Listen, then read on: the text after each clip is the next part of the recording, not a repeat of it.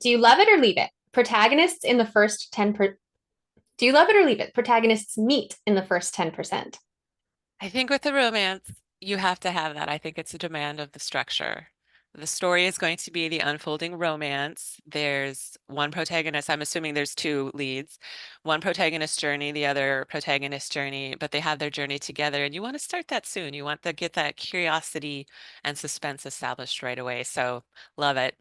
Love it or leave it? Dual POV narration. I like it across the board. I like getting into the heads of other characters because they reveal something that we've been suspecting or have been missing from the first. And especially for romance, I am currently writing male-female romance. So I really like being able to see the two, him and her, fall in love, what they like about one another, what's their vulnerabilities are. They kind of confess that to themselves, if not to one another. So I think it's a really good way to deepen the dimensions of the story. I love it. Yeah, it's just so juicy. And especially when one character is vulnerable about something, and then the other character in their head, without knowing they're vulnerable about it, is like, I'm really into that. Yes. So then So you're good. just planting those little seeds. Ooh, that's good. I'm writing that down. Great tip. You're a pro. All right, love it or leave it. Third person past tense.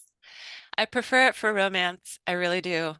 Philippa Gregory with her present tense. I'm like, Philippa, just put it in past tense already. It's not gaining you anything.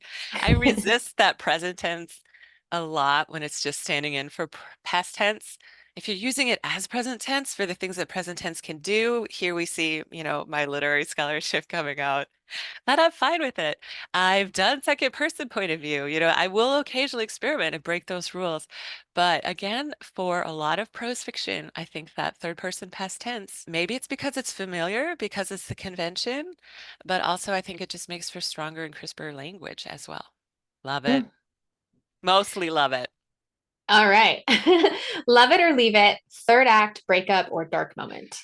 Oh my gosh. In a Facebook group I'm in recently, someone just posted, "Can I have a romance without the third act breakup?" And my immediate reaction was no, that's a requirement of the structure. It's gonna get you through that third act if you don't have the dark moment, the despair, the heroic quest that's the point of no return. And then I thought, well, maybe you don't need where it looks like they're breaking up, but you do need something that shifts the stakes of the story. You have to have that dramatic suspense, if you ask me. And again, I'm looking at Mm-hmm. structure. So in The Forger and the Duke, there is a moment where it looks like a breakup. There's a moment where he realizes she, spoiler alert, has been forging manuscripts. She's been copying manuscripts. And he's a barrister. He can't condone this. So he walks out and there's heartbreak. But then they get brought together at the end by a shared concern, and there's a big courtroom battle, and it was a lot of drama. It was a lot of fun to write. And they realize that they're both going to bat for one another. And he's reinterpreting, he's arguing for the law. Well, what is forgery? What is copyright at this time? Copyright was a very fun historical research moment. And then, she's making revelations about his past. I don't want to spoil that about the book.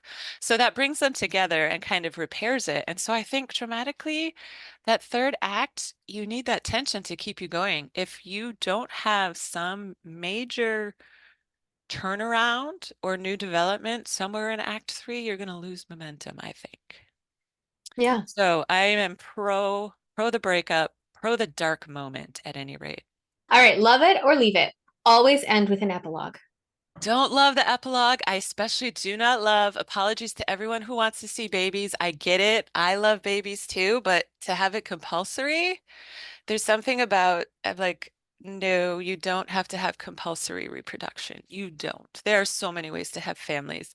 I like epilogues. It's funny because in all three of my books for ladies least likely, there's a baby or hint of a baby at the end. But I justified it that it's necessary for the story. I like when an epilogue wraps up a question that wasn't important to the plot, but maybe matters to the world, and it just gives a new sense of completion or resolution. So I like Mm, epilogues that do that. well said. All right. Love it or leave it. Share your research in the author's note. Some of your research. You don't need to have a manifesto or a dissertation. You do not need a 24-page bibliography in your sources.